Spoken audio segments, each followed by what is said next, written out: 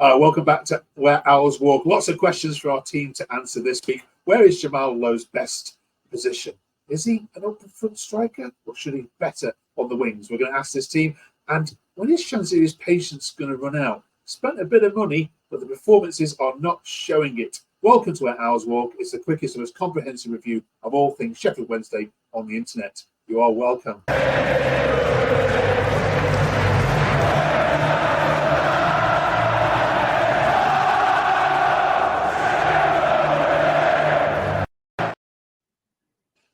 That song was as good as it got, wasn't it, Andrew, against Leeds on Friday? After that, it all went downhill. Welcome to Where Owls Walk. Andrew, Glyn and Matt are here. Oasis are coming back together, but it's all falling apart a little bit for Sheffield Wednesday. Let's talk to them all about it.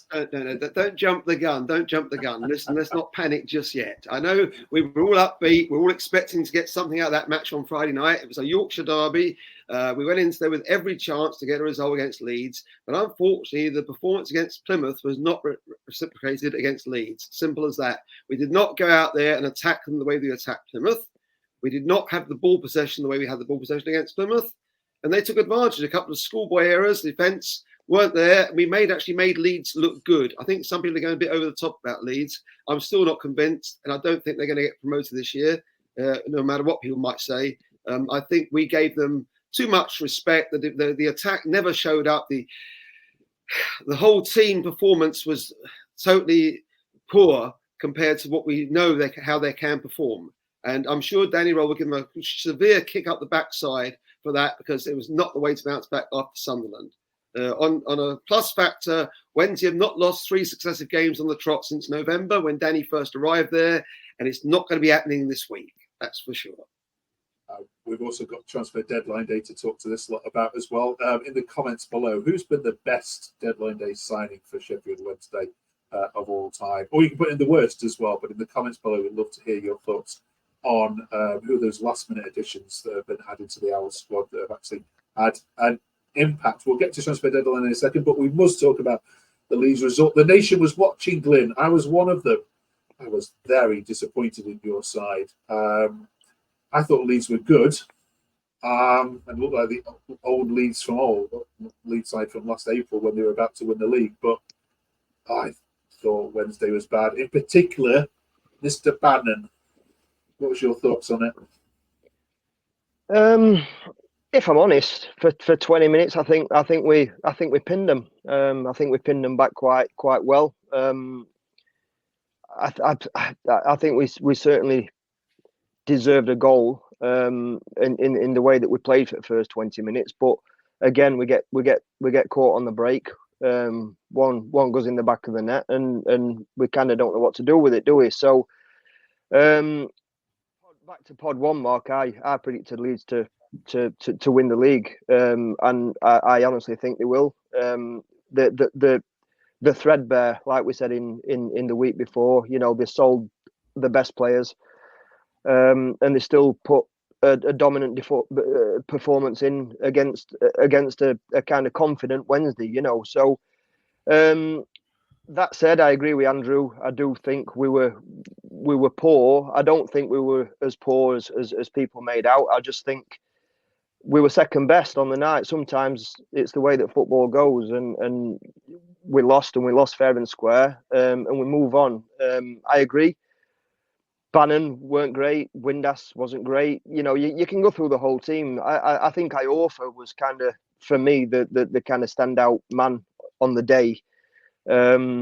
Although we got beat, he left everything out there on the pitch, and he was a beaten man at the end of the game. So, and that's all you ask of the players, that they leave everything out there. So, yeah, we lost. For me, we lost fair and square to a better Leeds team, a Leeds team that will be pushing for promotion. I think this season. Okay, Matthew. There's been a bit of money spent on this side. But it didn't look like that at all. What's your view on it? Has there? I'm not entirely sure there has, Mark. If we're looking at the side that is there, you're talking about Leeds United and we're talking about 140 million player sales in the past week. Yeah. We have sold 70 million pounds worth of players since the 1990s. You're looking at Brendan Aronson, who scored the goal, 20 million odd pound player. And we were all sat on this pod and all online debating whether 2.5 million pounds is a fair fee for EK Ugbo or whether we're paying over the odds. Like it's just a different realm. I mean, I am very much of the opinion that the squads that were on the pitch the other day, you could run that game another 10 times. I don't think the scoreline changes. And I think that is down to a couple of things. I mean, you can go in with the greatest tactical will in the world. You can go in with a fantastic manager. They can get everything spot on. Sometimes better players, more expensive players, players on higher wages, they simply outperform the opposition. And that's just the long and the short of what happened on Friday. I agree with Glyn. I thought for the first 20 minutes, it was relatively competitive. Leeds scored a goal that went back to front in the space of 8 seconds. And then we saw what we have seen at Sheffield Wednesday for an alarming amount of time now. Since the start of last season, when we fall behind, we have won 1, lost 22 and drawn a handful. We have scored 5 goals and conceded God knows how many. That is a worrying trend. So before, when we're talking about, like, I know Andrew's an incredible optimist here. You look at those games up until the international break. You have had Plymouth, a game that you would hope to win. You then go to Sunderland, who, okay, fair enough, you get absolutely slapped. I would have taken, you can take a loss there. Leeds, who finished 27 points above us last season. I know we've invested, but they have also still got an incredibly good squad that have had players come back in. I didn't expect anything on Friday in terms of like an actual, really seriously, an actual positive result. But we all predicted a home win, though, in fairness. And I think we're putting ourselves down a bit here because don't forget, even with the Cisco mob last year, we went to Leeds and drew 0-0 at the start of last season, even with a much poorer team than we got right now. If that team had performed on Friday night the way they performed against Plymouth, we'd have had the ball possession we had against Plymouth, played with confidence, gone forward. The result would have been totally different. We just didn't do it. The players did not perform the way they can. They're capable of performing. I think we made Leeds look good. I'm convinced about that. I don't think Leeds are the best team in that league by a long shot, and I don't think they're necessarily going to be going up. And I think also, we must praise Breedle. He did make 3 very good saves in the match. They only had 5 shots though on target, despite how great we're sort of trying to talk them up. And we had 2 shots on target, so we didn't really play like the home team. We just did not perform the way we had performed against Plymouth. Simple as that. And please, let's not devalue the Plymouth result, because Plymouth, as I did say to you all, they are not going to be easy to beat. They played 3 matches since then. They've been unbeaten since then, and they drew at QPR Saturday 1-1 when they had only 10 men on the field for over an hour of the match. So you have to give Plymouth credit. Mr. Rooney is trying to get something done there, so don't take that 4-0 thrashing for granted. The first Leeds goal, I will agree with you. I don't think many teams stop that. That is back to front. Yeah. That is. Sometimes you have to hold your hands up and say that's just great football. Yeah. The flick, I think, from I forget what the player was now, but it's just amazing.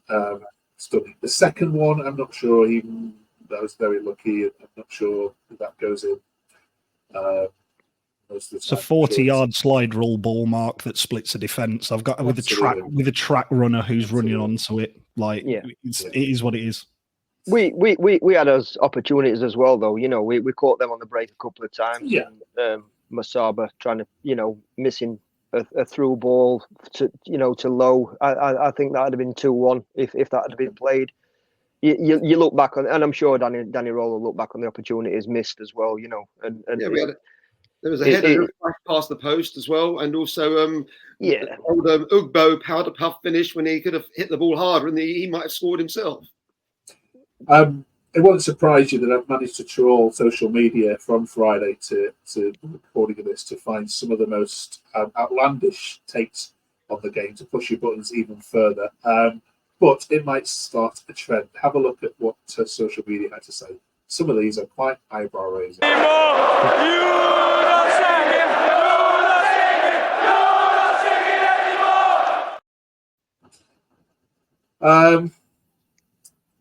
Matt, I'm going to give these 2 to you because I'm interested, especially in the second one's view. Still can't believe how bad we were last night. Shambolic and chaotic been to mind. There doesn't seem to be any organisation or structure or plan B. It was very worrying. And Jack says, we are still in the process. Yeah, I get you saved us last year, but at what point can we start to blame Danny. Oh God, I'm going to take my earphones off.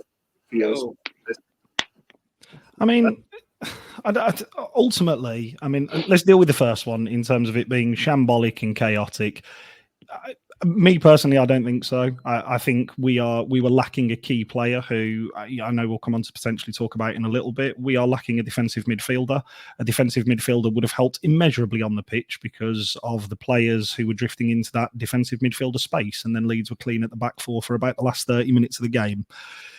Now, if we're going on to since when do we start blaming the manager? First off, the manager has had a lot of stick in terms of he got Huddersfield wrong last season. He got Southampton catastrophically wrong last season. He got Ipswich away catastrophically wrong last season. We are not stupid in terms of that. When do we start to blame him?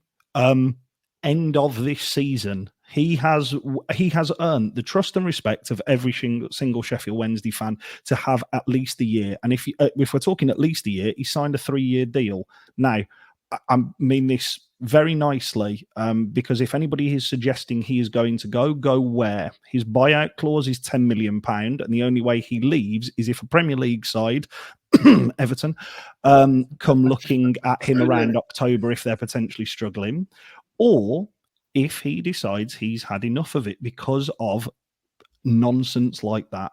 That is the only way that he disappears, which I ultimately cannot see. This is what a mid-table side looks like. You get slapped about by the bigger teams in the division and you beat the sides and draw to them around you. Glyn, I want your opinion on this one, if that's okay. Start Ugbo next time, put low on the wing. He ain't a striker. He's just far too much out wide. Difficult, really. There was a few like that saying you can't hit long balls up to low. He's not that type of. And again, reverting back to Pod One, we need an out and out striker. And the question is Ugbo that is Ugbo that guy? Who knows? We're not going to know until we play him. So I absolutely agree. Start Ugbo. Let's get some game time in his legs and let's shoot. I mean, if you look at the second half against Leeds, we didn't shoot. There was no attack on their goal whatsoever. And if you're going to score goals, you need to hit the target. So as regards starting low on the wing, is he an out and out winger? We don't know. Really, in the Danny Role-esque of style of play. So. I agree. Start Ugbo 100%. Whether we play low on the wing or play maybe as a front two or one behind each other, diamond formation up top. Maybe I don't know. I'm not a football manager, but I certainly agree with starting Ugbo and get some minutes, get some shots on target. If we score, great. We're in front. We're level. Let's get some goals because we need to hit the target. That's definitely what we're lacking. Okay. Andrew, would you take a draw away at Millwall right now?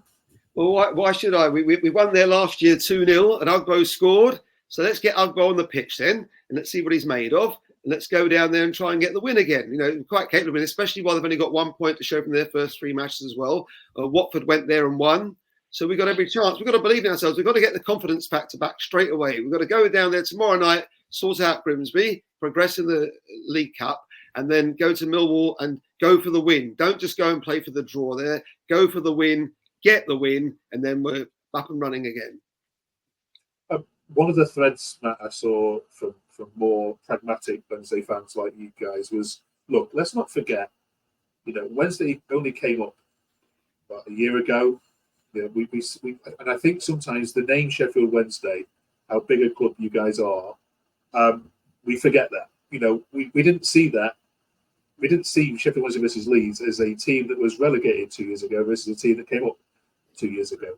Yeah. We saw that as 2 big giants of football. Yeah. And when people then look at the team, why aren't Wednesday performing? And we all watch on TV, and my wife said, God, they're bad, aren't they? She used to watch football. So the context of Wednesday being the same bracket of Plymouth is gone, hasn't it? Exactly. Yeah, but as I said to you, Mark, there was very little between Wednesday and Leeds. Remember, I said to you, even this century, 8-7-7s, 8 wins to Leeds, 7 wins to Wednesday, 7 draws. Yeah, but, very little in it. Yorkshire Derby battles are always close. People blame Plymouth people view Plymouth, don't they, as a side that just came up a year ago. Yeah, they don't attach that to Wednesday because because they've never been a big club. Yeah, they've never been a big club. That's why they've never been a massive club. Plymouth don't belong. With respect, they don't belong as a club in the Premier League. Just like Bournemouth, Luton, and Brentford really don't belong there, but they're there. End of story. But Wednesday do belong there. But the trouble is, we haven't been there for 25 years. That's the trouble. Do the fans need to just curtail their expectations a bit? 12 months ago, we didn't win a game for the first 13. We've won one in our first one. If we go to Millwall on Saturday and win, that is 2 in 5. It's night and day. Anybody with a working set of eyes can see that it's night and day from where we were last year. This time last year, we were rudderless, drifting into League One, back down again in obscurity. At the moment, we have a incredibly exciting coach who is rightly being touted around the place. 2 back-to-back poor results shouldn't affect how anybody is feeling. I get that people are upset because, again, if you live in Sheffield, there is a likelihood that you know a Leeds fan. You have to work with a Leeds fan. You have to take all of the stick from Leeds fans. Cool, I get it. Like Andrew, I completely respect what you were saying in terms of like Yorkshire derbies. There is a difference to it. These sides are a million miles apart. And people do need to give. People do need to give a bit more credence to the fact of, Mark, you mentioned 2 years ago, Sheffield Wednesday came up. 2 years ago, Leeds United were in the Premier League, spending best part of 250 million.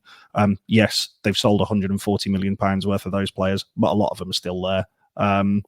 It just, I just think I agree with you. I think that we often get tired with that, but I also think that's down to our own fan base winding it up. But that is, again, as we've mentioned before on the pod, we have been starved of success. This is the 20 coming up to 25 years outside of the Premier League. A fan base as large and as also I'm trying so hard not to say massive. A fan base so large and so starved of success is going to happen. Like I get it. I do get it. But yeah, I agree with you, Mark. I think people need to just remember where people are in modern football. Let's have transfer deadline day then. First of all, Glyn, Bambo Diaby has left for the Spanish Spanish second division. He's not going to be missed too much, I would imagine. Yes and no. I think people have got mixed emotions really because like we said the week before, is 1 week is world class and the week after is the 20 minutes after is League Two class, and we said that's something that Danny Roll has to get out of him, and he has. He's literally outed him, hasn't he? But I don't know. He's definitely good backup. I'd kind of like to see him stick out this season. He is one of the very first players that we've actually sold in a long time and made money on as a transfer. So. Respect to him. Good luck to him. I wish him all the best. He's been okay for us, and he's not been a complete disaster. And I wish him well. For the future, definitely.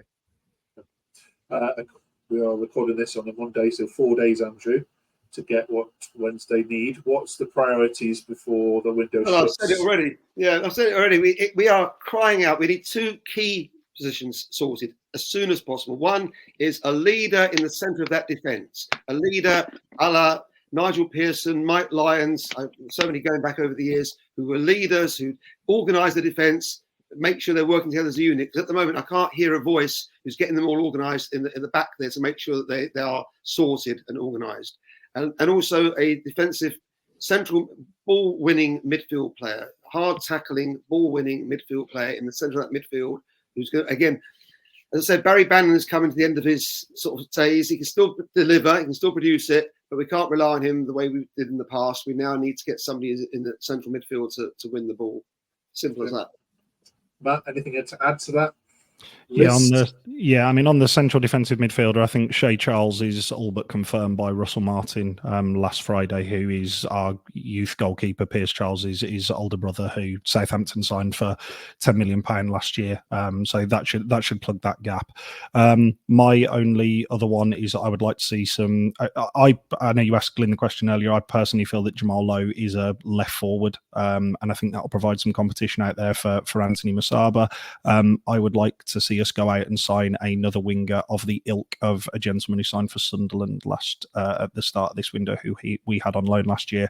I thought that competition for places really provided and proved the best for our wider players, and that is clearly where we want to be fruitful this year. So I personally think that we need another wide forward as well.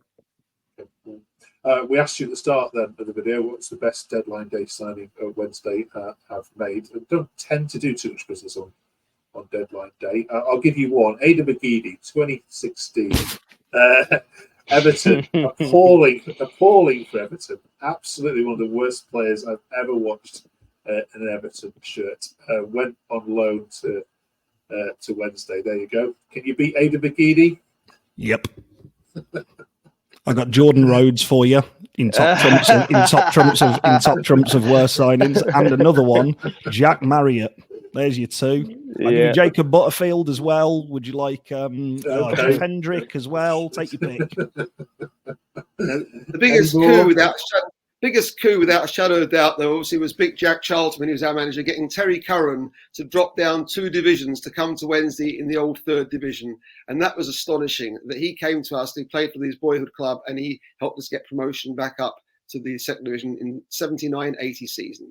And the biggest farce, I might add, was the fact that we let a great quality player like Eric Cantona go from Wednesday. He was with us, and if he had stayed with us in that 92-93 season, we'd have been champions that season instead of Leeds. Howard Wilkinson took Leeds to win the league. We lost Cantona. Trevor Francis is not his finest hour.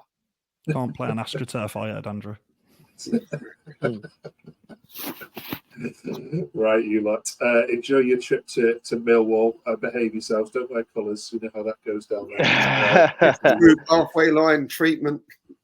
Can I just add, Mark, obviously rest in peace, Sven.